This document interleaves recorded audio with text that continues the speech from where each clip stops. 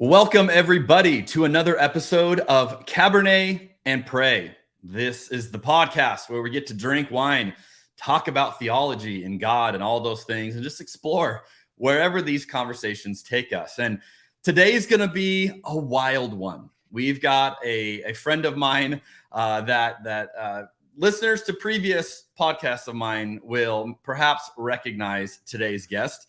It's my friend, Jef Caine, who I had previously done a different podcast with, and we decided it's time to get him on to Cabernet and Pray.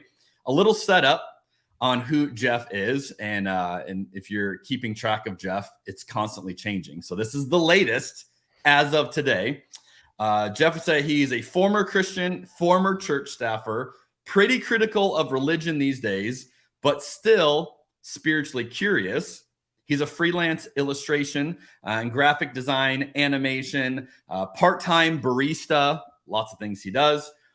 Here's a fun fact. He's currently living in a van trying to practice homelessness and non-materialism. So we're going to get into that a little bit. He has a weird hang-up that all Christians should be vegan. I think he would go further than just Christians, but we'll see. And he said he's uncertain about almost everything, but he's still trying to figure it out. Welcome to the podcast, Jef. I've never shared this with anybody publicly. There's so many things happening in this conversation right now. 1,000 years from now, people are going to be looking at this podcast saying, so this was the breakthrough. This is delicious. I really love it. The joke I always say is like, how'd you learn so much? And I got to drink a lot. The power of food and beverage to lubricate an environment. Resistance to change is hurting the church. I'm not in the camp that God has a penis or a vagina or a body at all. I'm in the camp that God is a universal spirit. This is the strangest podcast that I've been on. I don't even know what to do. I'm trying to think of something smart to say. It tastes good to me. I'm kind of geeked up about this wine. You've uncovered the mystery. You've exposed the formula. We're going to sit down at table. We're going to have a glass of wine and some food, and we're going to talk about the beauty of Jesus. Thank you for the hospitality that this particular podcast provides folks like myself, and I know others, to be curious around their faith practices. It's actually the first time that I've talked about that out loud. I will never forget the first time I bought a bottle of wine by myself, which was yesterday. By the way, drinking this Pinot Grigio at 3 o'clock in the afternoon is making me even more direct in my communication than I normally would be.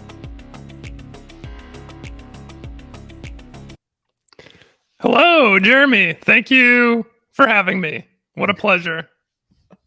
You had a mustache the last time you and I podcasted. The mustache is gone. It's true. Yeah. I've gone through quite a few life changes since then. And yeah, shaving the mustache was something of a ritualistic acknowledgement of my new life, or at least where I'm at the moment. Yes. The new you is mustacheless. Okay, what else do we need to know about you that I didn't cover in the little bio points there? Oh boy, I think all I should say is I should just apologize in advance, because I realized that I sort of invited myself onto this show. I felt like maybe I had some kind of special access because we're former podcasters together. And, I realized that I have a lot of opinions. I can be kind of preachy and pretentious and probably pretty off-putting for a lot of your audience. So again, I just apologize in advance, and I should acknowledge that my own personal life is a total mess and no one should take advice from me. So that's what I have to say. Well, we'll let the listeners to decide what they do with what you say, because maybe they'll be really intrigued by it. Maybe they like it. So we'll see how it goes. But first, it's time to drink some wine, Jef, because that's what we do on this podcast. We never got to drink wine on our other one, but we do on this one. Fun fact, Jeff's actually in my kitchen right now. So we're in the same place. So we're actually drinking the same wine today. So you're going to get 2 takes on the same bottle. This is called a History Red Blend. This is a 2019. This comes from a partnership of one of my favorite wineries in Oregon, Stoller family. And they have this kind of like side label that they do that's history brand. And this one's a blend of primarily Cabernet Sauvignon, so 73%, 25% Malbec, and then a little bit of Merlot and Cab Franc thrown in. This is like one of my go-to. I love this wine. Every year it delivers. It's very consistent, very balanced. And as I was enjoying it today, I'm getting a lot of red plum, both on the nose and on the palate. So I really like it. Jeff, what do you think? What's your take on this wine?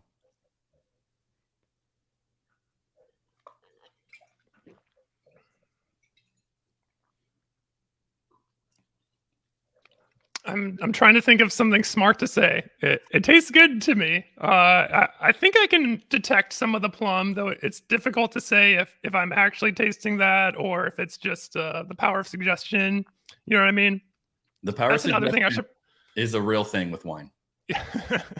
That's another thing I should probably apologize for. I'm not a very good wine snob. I feel like in my past like drinking life, I don't know. I feel like I tried a little bit to be sophisticated about it, but ultimately just gave up and usually just went for whatever the cheapest bottom shelf option was. And yeah, I'm sorry to say this, Jeremy. I know I'm going to be a Philistine for saying this to you, but it generally tasted the same to me, the cheap versus the expensive stuff. You know what? You're not alone. A lot of people feel that. And, I would say I started with drinking the cheap stuff, and that's how I developed the love of wine and box wine and tried all of that. And as I got more into it, I started developing more of an appreciation, more of the ability to taste good wine, had the opportunity to try nicer wine. That's what really will ruin it for you, is if you regularly try nice wine, then you go back to the cheap stuff. Most people can go, whoa, this is really different. But we're not about making wine snobs on this show, Jeff. So all views of wine are welcome. We're just grateful that you drink. And fun fact, you pitched me an idea, which is what originally I thought, okay, this will be fun. We got to do this. This is a special glass of wine for you today. This is not just because it's good wine that you would not have bought yourself, but this is a special glass. Why don't you tell us why this glass that you have is special? Yeah, so assuming that I keep to my word and keep to my current pledge with all the life changes I'm making at the moment, this is my last glass of wine or my last sip of alcohol altogether, as far as I have it planned out and committed to for my life so far. I've been, I've been going through a lot of life changes, and I've been trying to focus on my own physical and mental health quite a bit. So I've just been exercising, meditating, going to therapy, researching how to be just a healthier person, how to have more mental clarity and feel better in general. And I've often come across the suggestion that, have you tried cutting out alcohol because of all the health benefits / just avoiding all the negative health consequences of alcohol? To me, that seemed like, that seems like a relatively easy adjustment I could make in my life and see how it goes.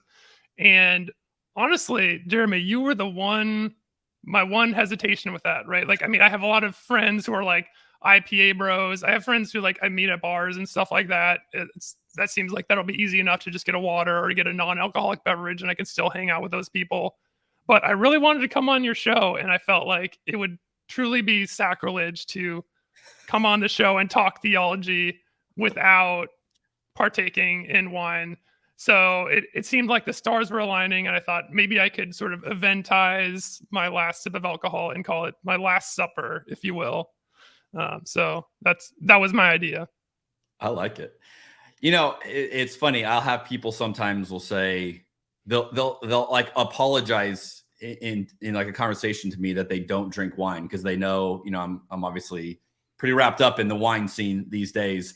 And, sometimes someone will say something like, yeah, alcoholism runs in my family, nothing personal, but, I don't drink, as if I'm going to be offended, that they won't drink with me. And I've always thought I need to say it more, but it's not healthy for everyone to drink alcohol. There are some people that I'd absolutely say, you shouldn't drink alcohol. If you know that you can't control yourself when you're drinking, if that's you listening or watching, please stop drinking alcohol. Like it's not a thing you need to do. Or if every time you drink, it goes to excess and you don't like the version of you become, don't keep drinking. I mean, like there's like so many reasons. And, you know, there's people who will say like, oh, alcoholism runs in my family. I've never had a problem with it, but I don't want to, you know, tempt that. Like totally fine.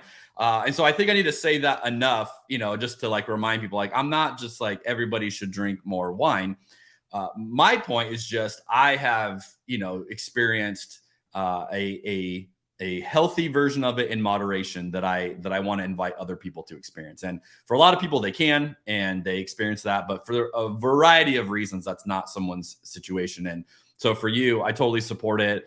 I think it's cool that you're, you know, commemorating the last glass as far as you know, right? The last glass for an indefinite period of your life. And you can go back and listen and watch this video over and over to relive this last glass if you need to. Yeah. Next time I feel like getting sloshed, I'll just remember, you know, we always had that one time that Jeremy and I did it together. So I don't need to drown my sorrows any further. We had that one glass that one time. Okay. You and I did a podcast. I referenced it in the intro called The Forest and the Trees. That was your idea to get into the podcast, and you invited me to read the Bible with you. And this was, you know, part of your journey of kind of coming out of Christianity, deciding you're still curious about it, but you didn't believe it. And then you pitched me this idea, like, what if we read the Bible together and we talked through it? And I got to give you credit, because I have sat on the podcast fence for years and years and years, and nothing was compelling enough, you know, and it just seemed like, I don't know what I would want to talk about and do.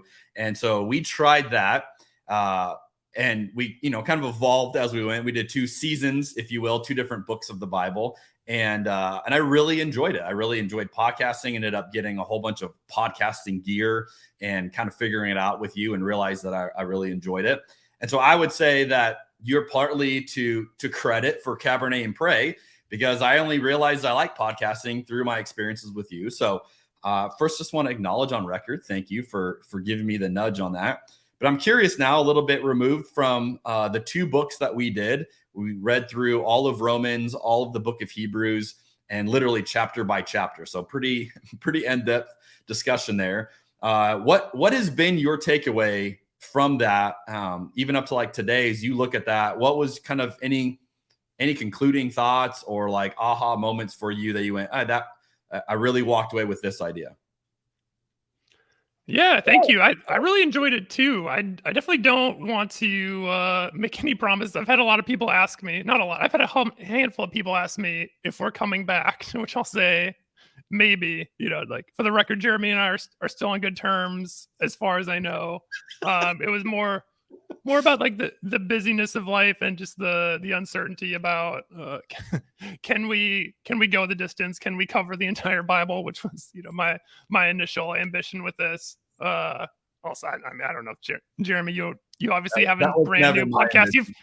To be fair, you've clearly moved on. So I understand. We'll always have those 2 seasons.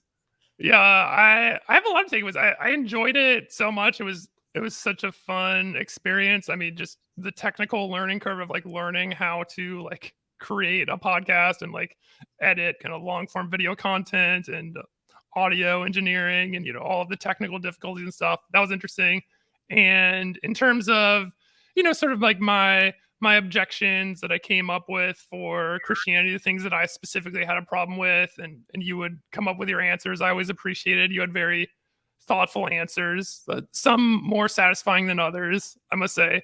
But here's my big takeaways from each book or each season. From Hebrews, my biggest personal breakthrough was doing more research and coming to understand more about the doctrine of universalism. I was familiar with universalism. I knew there were people who were Christian who believed everyone's going to heaven.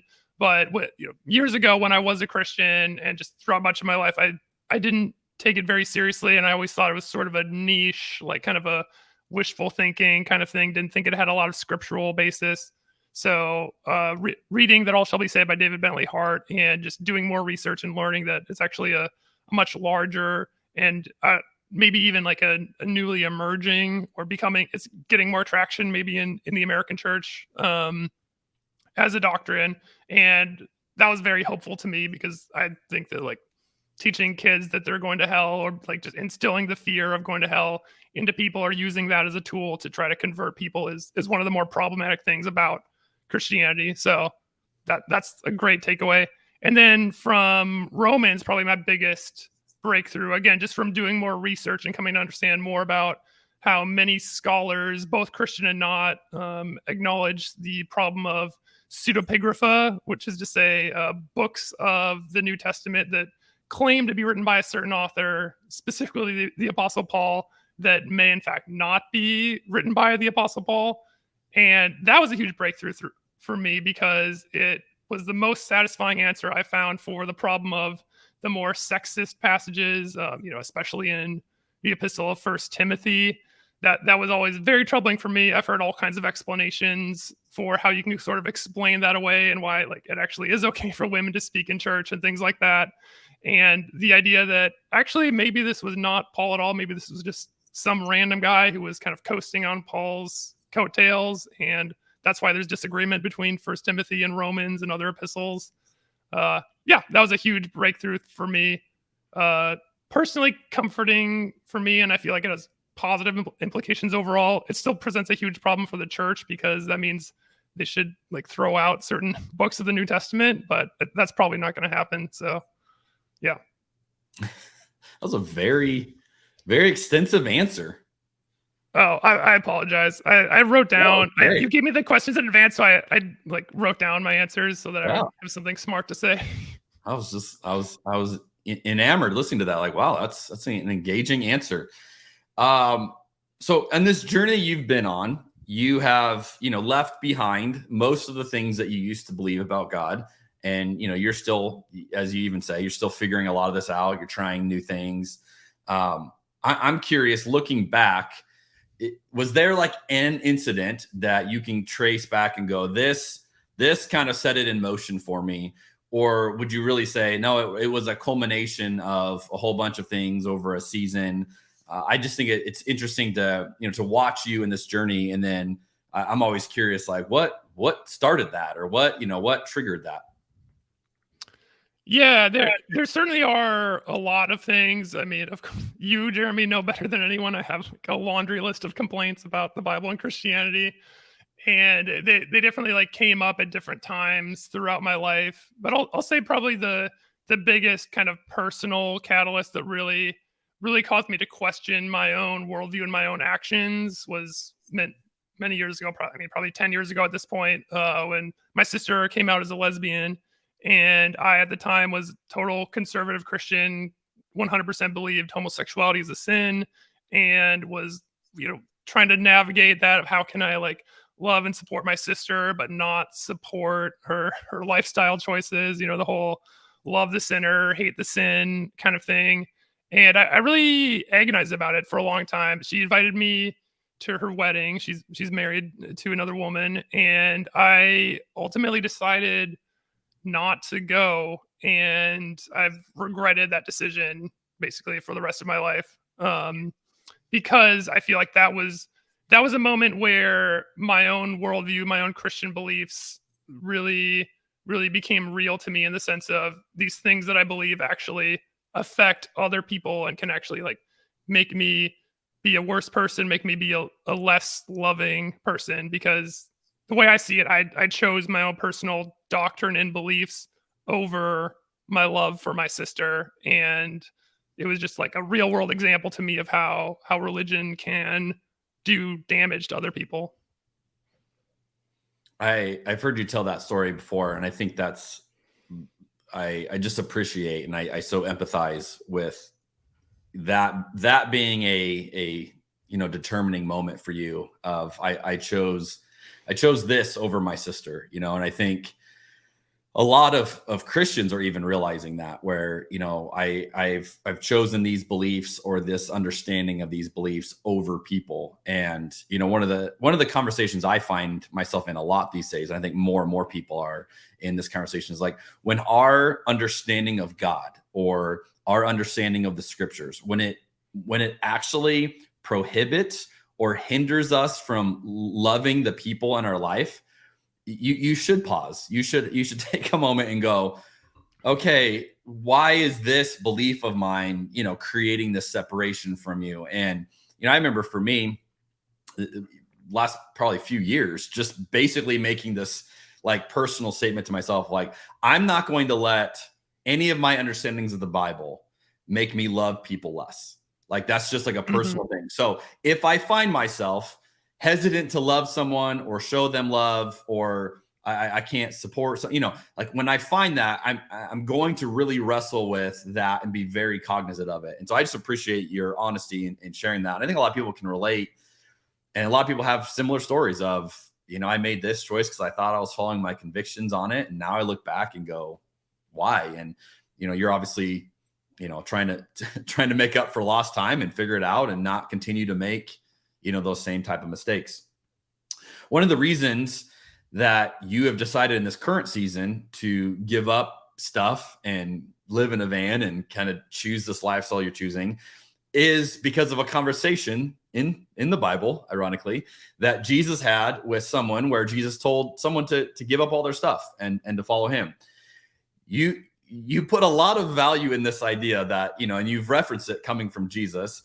And yet you would also say you're not living your life in submission to Jesus. You're not trying to follow Jesus per se.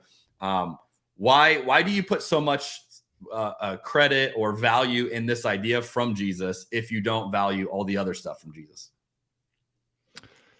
Yeah, that's a good question. I would say that, I mean, part of it is just the formative nature of, like, I grew up being taught about Jesus, and I remember like reading the Gospels as a little kid, and even then, like, feeling really challenged about all of the non-materialistic teachings of Jesus. I understand you're saying this is like, I'm convicted by the story of the rich young ruler, right? But I personally would argue that Jesus teaches non-materialism, like, and giving up basically just everything in your life in pursuit of following him, to multiple people, not just to the rich young ruler.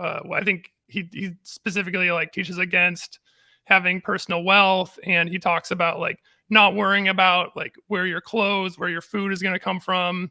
I mean, I guess like one way to interpret a lot of Jesus's teachings are you should just be okay with like depending on the kindness of other people, because you should be able to kind of walk the earth and travel and like stay with other people's homes and eat their meals, and if they reject you, you shake the dust off your feet and all of that.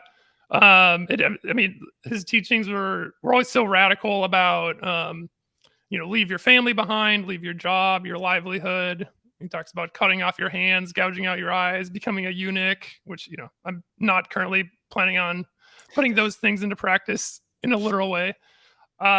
But again, like I realize, like, whenever I start talking this way, people always like start making the excuses and justifications, saying like, oh, what about Zacchaeus? Zacchaeus didn't have to give up all his stuff. He only had to give up half his stuff. And, you know, what about the centurion? He was a wealthy person. So, you know, I understand that perhaps this is my own personal bias in the way I'm interpreting this. I guess there's a lot of other sort of spiritual or aspirational people who tend to just like gravitate towards this inevitable conclusion that, you know, materialism just leads to emptiness. That, you know, I consider that to be a really profound like insight that Jesus has. And again, Jesus is not the only person to say this, but I think it's true nevertheless that we've all experienced that cycle of like buying more things to try to fulfill ourselves, and realizing that you can't like buy your way to happiness, which I know is a very cliche thing, but I've always felt sort of convicted by it and felt like I'm not like living my true non-materialist lifestyle. I'm like compromising by like maybe getting rid of some stuff, or like trying to buy less new things and buy more things thrifted, secondhand, but I'm still like have this comfortable middle class lifestyle. And I've often thought like maybe that's a reason that I'm not connecting with God, because God, how many times have I heard like in sermons people preach against materialism and say like, we can't hear God because we're too distracted with all the other stuff in our lives. And if you would just clear that out, then God would speak to you. I felt that, especially when I was on staff at a church. I felt more like conflicted because here I am like living this comfortable middle class life and getting a salary and getting a retirement plan and everything by like doing ministry, by working at a church. It seemed very opposite to Jesus's message for me. So yeah, I guess that's my answer of like, I acknowledge that I may just be personally convicted more than other people. Again, I'm trying to avoid being too preachy for other people. But I feel like it's something that I've always wanted to pursue, and this feels like a unique moment in my life where I can pursue a non-materialistic lifestyle. So if you connect with Jesus in that way, why does that not carry over to other things with Jesus? Yeah. Well, I should say that I think there's a lot of Jesus' teachings that do carry over, like his teachings on love and forgiveness and grace and like nonviolence. You and I have talked about a lot. Like Jesus had pretty radical ideas about that I think the world would be a better place if all of us practiced. I certainly try to practice that one for myself. And in terms of why I don't believe like in the resurrection or like in the supernatural claims of Jesus, it's certainly not for lack of trying, because I did believe in all the supernatural stuff for the majority of my life. That's a big part of my deconversion story, is the fact that I always believed that all the stories about Jesus were real and the resurrection was real. And of course, a big part of Jesus' story is the miracles and the healing and the fact that he could just heal people on the spot miraculously. And his disciples could too. Even in the book of Acts, after Jesus left and was no longer on earth, his disciples were able to heal people. And I believe that was still possible in our day. In church, everyone would say that, God still works, God still does miracles. And I had this, I guess, cognitive dissonance for the longest time of thinking like, okay, miraculous stuff does happen. I just haven't seen it yet. It must, and I would just kind of slowly whittle my way down of like, it must happen a really small amount of time. Maybe God only miraculously heals someone like 1% of the time or something like that. And I mean, at a certain point, I just had to admit to myself that I don't believe it. Like if my friend has cancer or something, I thought like, I will still pray for them because why not? Like it's worth a shot, but I don't actually literally believe they're going to be miraculously healed. So, and those implications in my mind spiral all the way back to the original story of Jesus. So when you think about, okay, so now you're practicing it, you're living in a van. How's it going? Is it different than you imagined, or has it been exactly what you hoped for? Yeah, it's different than I imagined, I suppose. It's been a lot less like nature-y, a lot more kind of like, sleeping in residential areas outside the city and stuff like that. Because I currently have a part-time job at a coffee shop in Phoenix. So I'm not getting as much time alone in nature. I'm not giving God as much of a chance to speak to me, out in the wilderness as I probably owe to him so far. Generally it's been enjoyable. I've enjoyed it. It can get hot in the afternoons for sure. So I generally try to just like stay inside and kind of like find places to loiter and work on my laptop, during the heat of the day. And probably the most difficult thing for me has been just like finding places where I can get quality sleep. I wouldn't say I'm really concerned for my safety, but just I always sort of have a little bit of anxiety of, is someone going to see me like sleeping in like parked on the street or something like that and like knock on the window and tell me to move along. So, going back to the personal health stuff, I feel like that's something I need to be more intentional about, of like getting a little bit further from the urban areas and having more quality time in the wilderness altogether. Any epiphanies from God so far, or still waiting? Yeah, still waiting. I don't think I've seen anything supernatural happen so far. Yeah. You're still fairly early in this journey. And actually, I saw, we didn't even talk about this, not in my notes, but you just blew up on Instagram, right? You had a reel about, I think it was about living in a van that got like over a million views or something.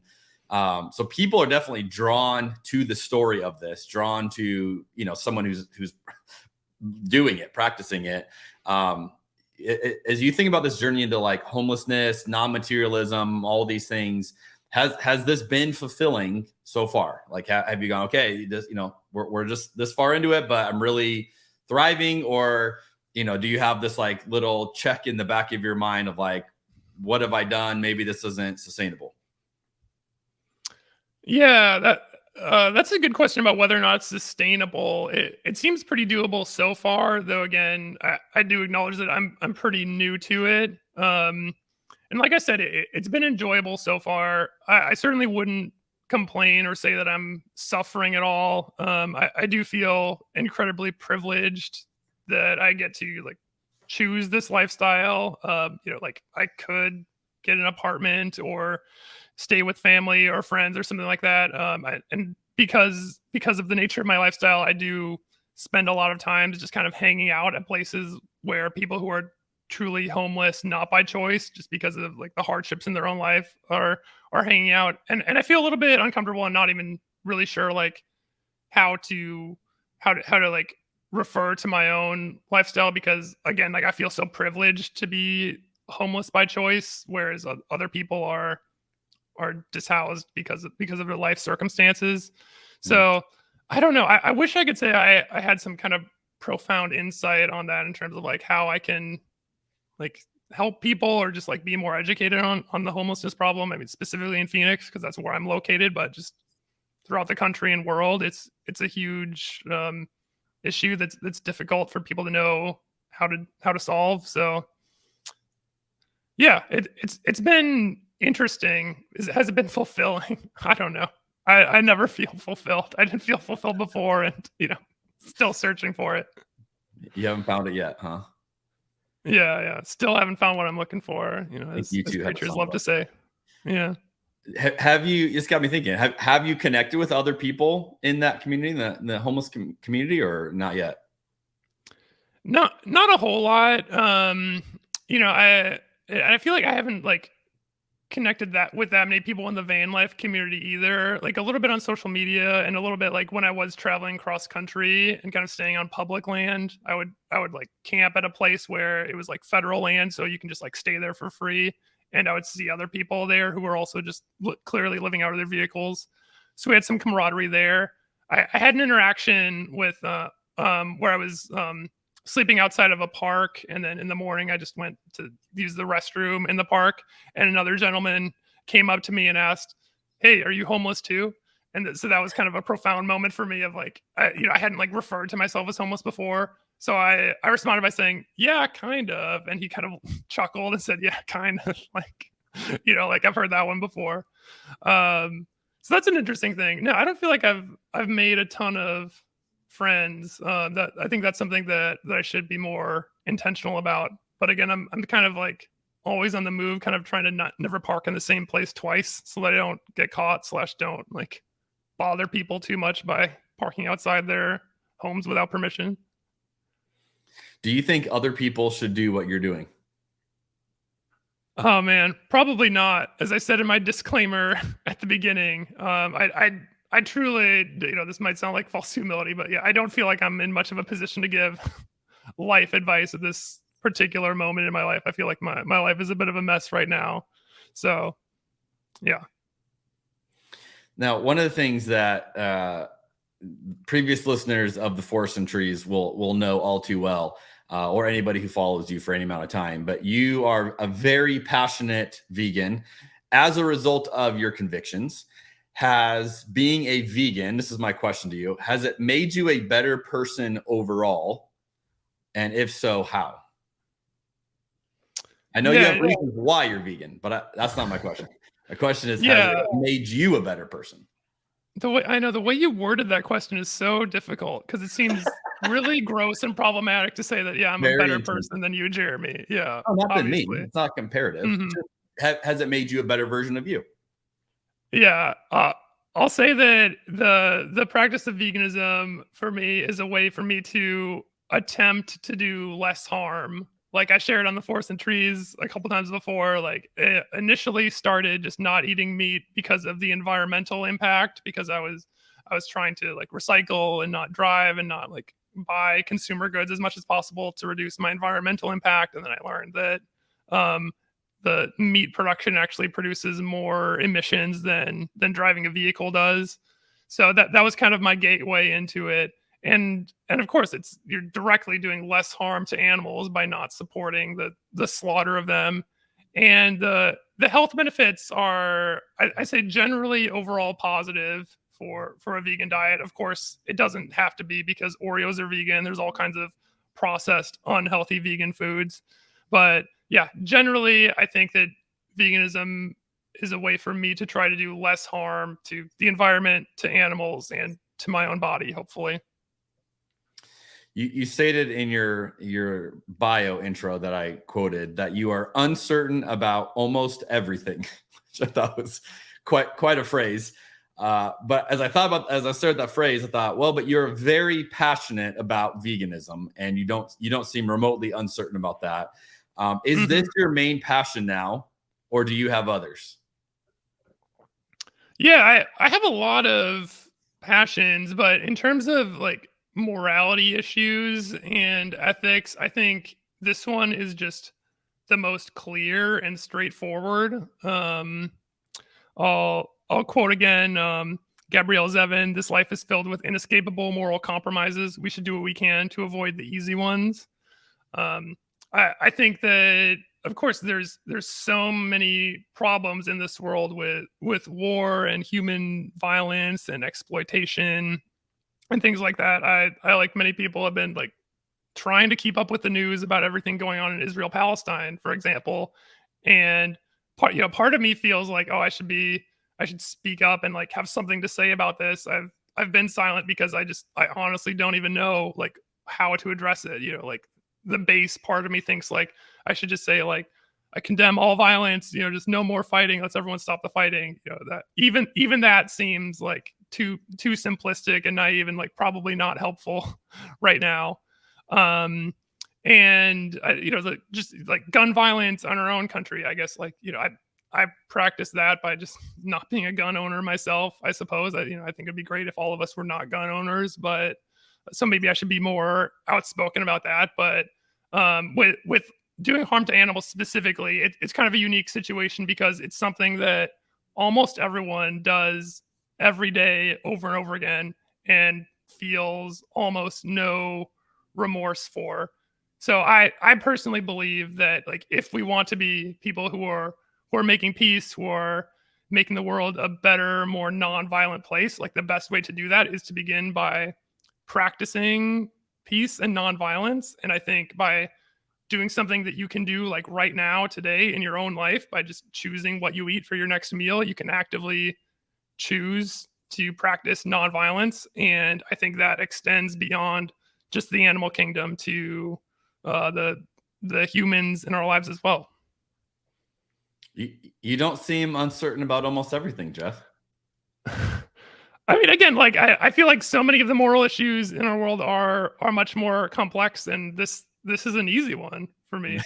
I guess I can do more caveats of people will say like, oh, I have a medical condition, but probably the best argument against it is like the fact that I'm speaking from a place of privilege, which again I will acknowledge. Yeah, maybe there are people in other parts of the world where that just isn't an option for them, but to the middle class people in Phoenix, Arizona, all of them can choose whether to get a veggie burger or a regular burger when they get dinner tonight. So we were going through before that we recorded. I was just trying to wrap my head around like practically what Jeff eats. And so it was like, oh, so you'd have a burrito. It's like, yeah, a bean burrito with no cheese. I'm like, oh yeah, dairy. Like I just kept thinking of like all the things that like eggs. Like, I think there's a lot of things too that people don't necessarily automatically go, oh, obviously veganism includes XYZ. You obviously live this lifestyle. But the people who are listening and watching probably not as familiar with, like, okay, how would you order a meal, in a different restaurant? Like, what options do you have left? It's not as many. It's not as many options. Yeah. Thank you for reminding me, Jeremy. I do feel like maybe if I spend too much time in my own vegan bubble, I can forget how uneducated people are in general about like what veganism even is. I guess I was assuming it was common knowledge, but yeah, it means just no animal products. So like if you're vegetarian, that means you don't eat meat, but you can eat like dairy and eggs and other products that come from an animal. Vegan means you do, to the best of your abilities, you eliminate all consumption of animal products. So, if milk, eggs, cheese, leather products, just anything that involves like exploiting of animals to reap their resources. There you go. On that note, I think it's time for a drink break.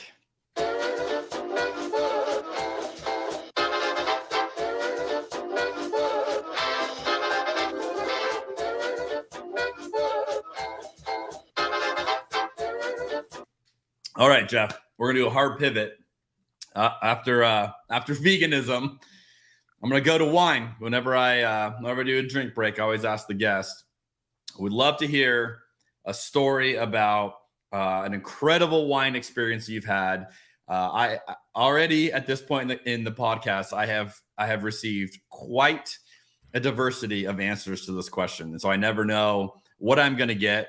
So I have no idea where you're going to go with this. Do you have a standout moment with wine where the stars aligned, you sipped that thing in your glass and you went, holy cow, this is incredible? Yeah. So I'll say like, I think wine is pretty tasty in general. But I don't have the distinctive palate that you were blessed with, Jeremy. So I've had plenty of like, lovely evenings. I've had plenty of lovely experiences where I'm like having dinner with friends and we're drinking wine and having great conversation and laughing. I don't have a specific one that stands out for that. I did think of kind of a funny story that involves not only wine, but also communion. Okay. So several years ago when I was sort of deconstructing, I was still a Christian, but still, struggling with all of my disillusionment from all this stuff, still on staff at a church. I had some vacation time, so I decided to go to a monastery in New Mexico and stay there for a few days and practice like silence and meditation. And I went to the mass and everything. And so the mass was all in Latin, so I wasn't following at all what they were saying. But there came a time where clearly it was time to take communion because some people stood up and went forward and took the elements, and some people didn't. And I was kind of unclear about whether I was allowed to or not, but decided to just go for it. So I went forward and took the bread and the wine and then sat back down, and I was kind of sitting on the pew looking at it. Like I wasn't exactly, do I take it now or do I wait until later? I wasn't sure. And then a priest came up to me and whispered, "You're not Catholic, are you?" And I said, "No." And he just swiped them from my hands, said like, clearly I was not, you're not allowed to take communion at this place if you're not Catholic. So yeah, that was my my communion story. You got communion taken away from you. Yeah, I got swiped. Yeah, it almost felt like a moment from like Curb Your Enthusiasm or something. Yeah, it was. I consider it a pretty hilarious story about the way that like religious people can be so welcoming and tolerant of newcomers. That's brutal. It's funny. You made me realize my first sip of wine was at a Catholic church. I was a kid and my friend was Catholic and he invited me to mass with him one weekend. And I was like, yeah, I'll go. How curious how different it could be from my church. And the answer was very different. It was very different. And, it comes time for communion and I'm like, yeah, I'm a Christian. I'm going to take communion. So I walk up in line with them. I didn't know that it was wine in the glass. Like that's how Protestant I was. Had no clue as a kid that this is going to be wine. I also didn't know that, like, I don't know if they still do this post-COVID, but like there was just one chalice, you know, and everybody would kind of like sip it or whatever, put their lip on it. I didn't know you were just like supposed to like put your lip on it. So I get up there and I like swig the thing, and I'm like flooded with, holy cow, what is that? You know, and probably the priest had a similar action to you of like, this kid's not Catholic. How is he up here? But I'd already drank it at that point. So what is he going to do? How's he going to get Jesus' blood back out of me? But that was like my moment of like, I sat back down and went, dude, that's not grape juice. He's like, yeah, it's wine. Like, what? So there you go. Yeah. Communion. Yeah, no, I've had those experiences too where, I was always a grape juice kid at all the churches I went to when I was younger. And then the handful of times we would go to some other church and it would be real wine, and I would be like weirded out by the taste of it because of course my little kid palate just thought wine was disgusting. But I just kept it cool. You know, I only had one time where it was swiped from me, as I just said. You know, on an aside, for any pastors watching or listening this, my favorite thing, this is just my personal preference, I think it's really cool when there's like a communion station and they offer both, where it's like, here's grape juice if you want that, and then here's wine if you want that, and you just let people with all their experiences or wherever they, you know, however they've encountered it before. I also strongly believe that communion should be open to all, and I cringe that the priest took it from you, because if you read the scriptures, Jesus celebrated communion, the Last Supper, literally the Last Supper, with Judas right before Judas betrayed him. And I'm pretty sure if Judas can have the Last Supper, Jef can too. I'm just saying. I'll get off my. Yeah. We're simpatico, Judas and I, for sure. We're right on the razor's edge. Just saying, Judas can have it. Why do we get this line where we're like, I gotta enforce this? I've never understood that camp. Yeah. Okay, so on a more serious note, and you have obviously given me permission to go here. So just in advance, if someone's like, "Wow, I can't believe he's asking this question," you've recently gone through a divorce, and you've shared a little bit about this online. This was a culmination of a lot of your journey up to this point. It's also a turning point, you know, as you've stated, kind of for the season that you're in now. How are you doing? How are you processing that?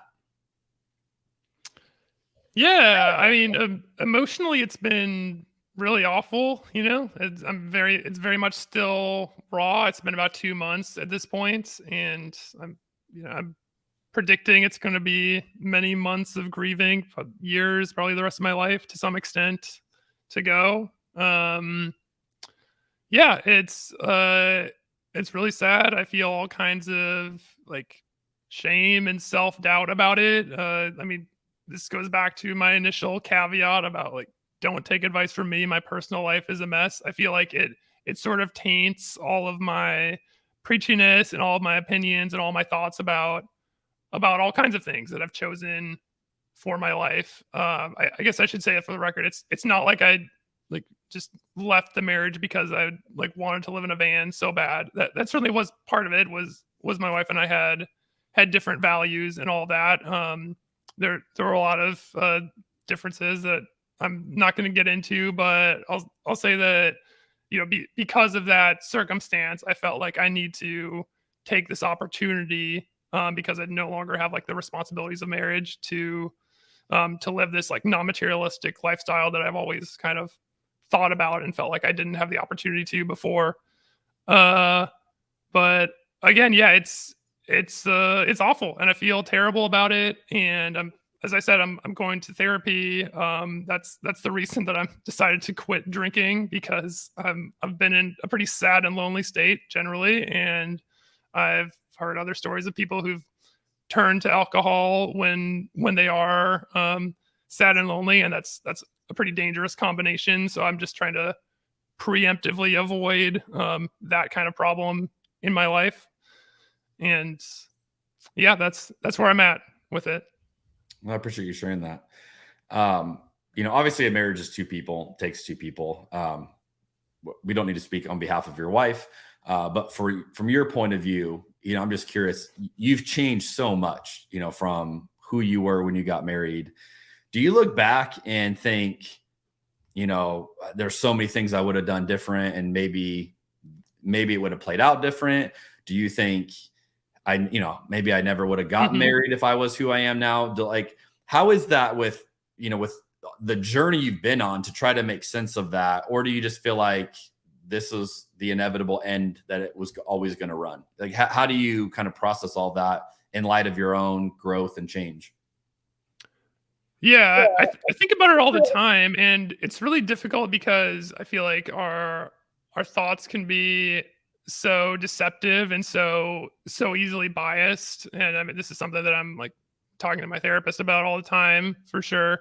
But yeah, and again, I'm trying to like avoid like just blaming my current problems the fact that I'm divorced now on Christianity. Certainly that is a huge factor in it, because the fact that we got married so young, right out of Bible college, and we were both like on fire for the Lord and wanted to be missionaries, and we thought we got to get married and then like pack our bags and go. That's kind of the origin story of how my wife and I came together in the first place. And yeah, throughout the years of being married, when both of our worldviews changed and we both like grew in different ways, I thought about that all the time of like, what would have happened if we would have still met and been dating and fallen in love, but not been in that culture where we felt pressured to get married right away? Like, what if we were allowed to cohabitate and have sex outside of marriage and all that stuff that, like secular people outside the church do?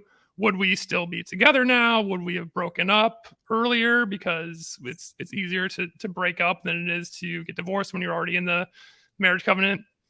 I try not, I kind of naturally like do that kind of like hindsight bias, like fantasizing about going back into the past type of thinking. I'm trying to just avoid that at this point and just like accept that what happened did and move forward with this. I really like cherish all of the time that we had together. It was obviously a person that I love very much, and I only want the best for them. And again, it was an incredibly difficult decision, but it was a decision we both came to agree to, that it was the best for both of us to no longer be married and go our separate ways. So that's where I'm at, but it's an incredibly sad thing. Yeah. I do just want to applaud you for the way you just lean into hard things, and you're not sugarcoating this. You're not acting like, yeah, no big deal, I got divorced and I'm fine. You're not fine, and you're experiencing all that we would expect someone to experience, who's going through a loss like that, and you're very transparent about it. And even online, I've watched some of your posts, and there's been a few of your things that I'm like, wow, like you just put that out there, you're just very open with that, but you're also willing to, to do what you think you need to do in response and to try things. And I think that's why I've always admired you and, have a lot of respect for you, just because sometimes when we think about like, okay, if I did this, it would be better. We imagine it, we think about it, and then we kind of pat ourselves on the back of like, I did it because I thought about it. It's like, no, until you do it, you haven't done it. So just because you thought about it or talked about it or had a conversation, you have to go do it. You're doing it. But I also want to be aware, there might be some listening to this, watching this, that would say, and you've even wondered this aloud to me as well, that, this guy's taking things too far. Like this guy's really gone extreme. You don't have to go this extreme. What are your thoughts on that? Do you ever like spend a lot of time on like, maybe this is way too far, way too much? Or do you think, hey, I'm just getting started. Look how deep this rabbit hole goes. You ain't seen nothing yet. How much further can I blow up my life? Yeah. Great question. Yeah. I think about it all the time. I feel like, again, just going back to my caveats and my like uncertainty about everything. Again, like I guess like veganism is, again, like one of the few things that I do feel fairly certain about, of like, for most people, most of the time, I think I can say that, yeah, that's a positive thing. Or that's a way, not even a positive, that's a way that you can do less harm in the world. In terms of like the materialism, like the not owning a home, living out of a van, just deciding to get divorced because you're in an unfulfilling relationship. Those are things that I would never encourage anyone to go into lightly. And yeah, I have all kinds of self-doubt about whether or not I'm taking it too far for myself. Even the alcohol thing, I have hesitation for that. Part of me thinks like that's no big deal. Like I don't drink that much anyway, and it's easy enough to just get a non-alcoholic beverage in public places. My one hesitation is like, do I have this kind of addiction to legalism, or am I trying to like cope with the uncertainty of life by making these really strict rules? Again, I think that's something that Jesus was like taught about a lot. Like he was always calling out the Pharisees for being hypocritical and being legalistic and all about the letter of the law. So yeah, certainly that's a hesitation that I have about all kinds of things that I'm currently introducing into my life.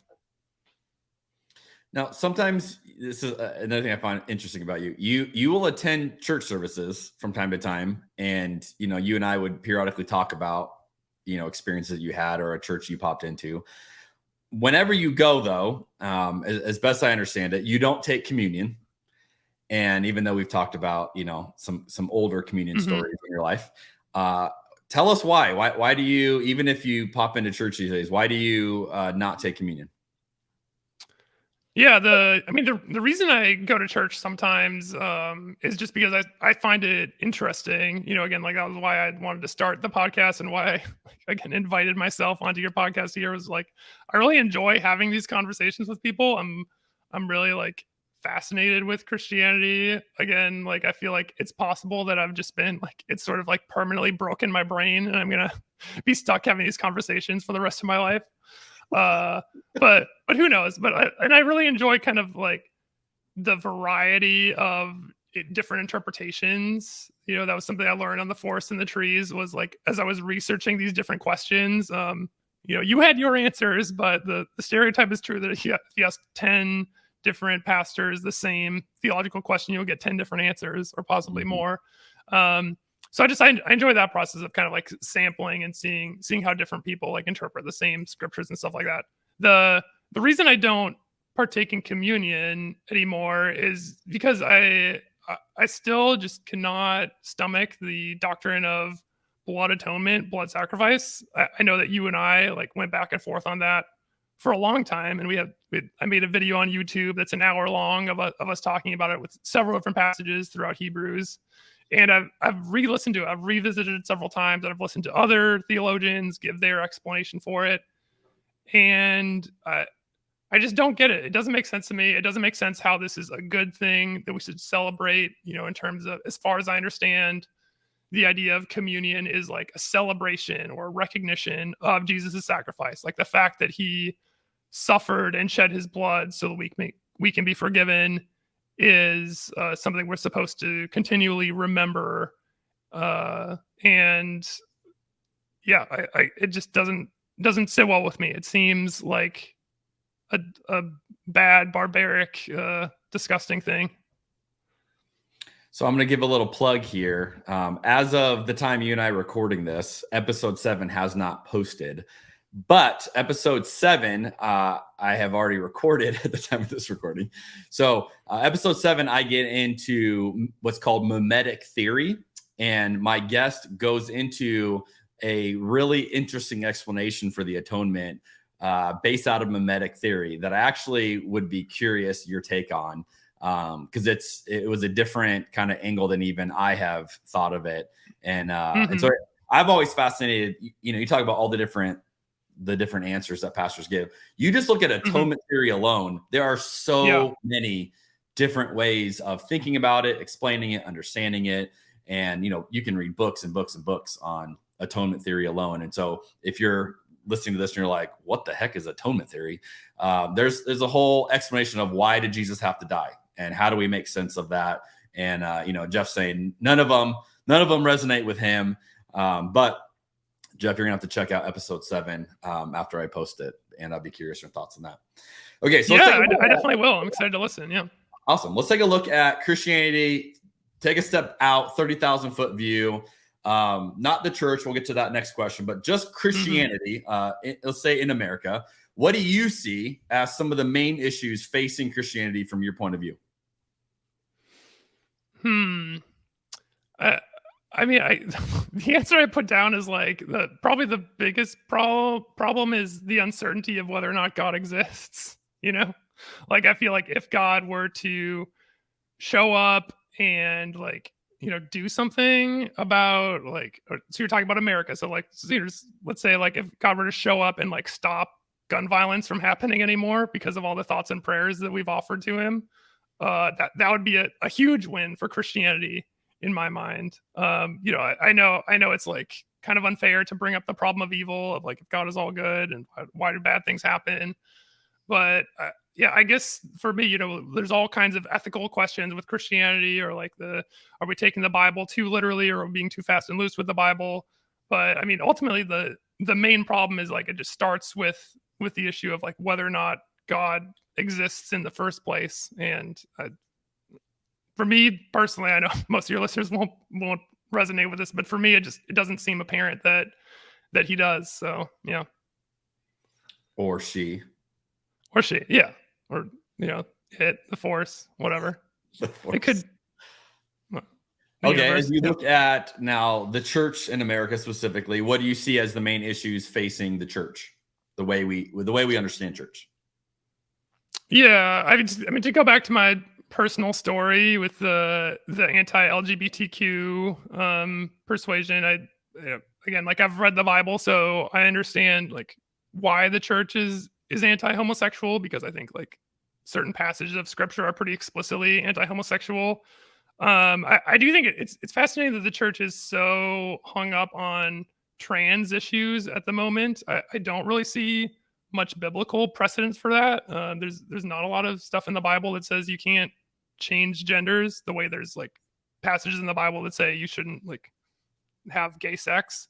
The doctrine of hell, I think, is totally problematic. I think it's kind of systematically traumatizing children by like taking them to summer camp and like getting the fear of hell in them so that they'll make a decision Thursday night. I think that's an underrated issue. I think that does more psychological damage to people than we realize.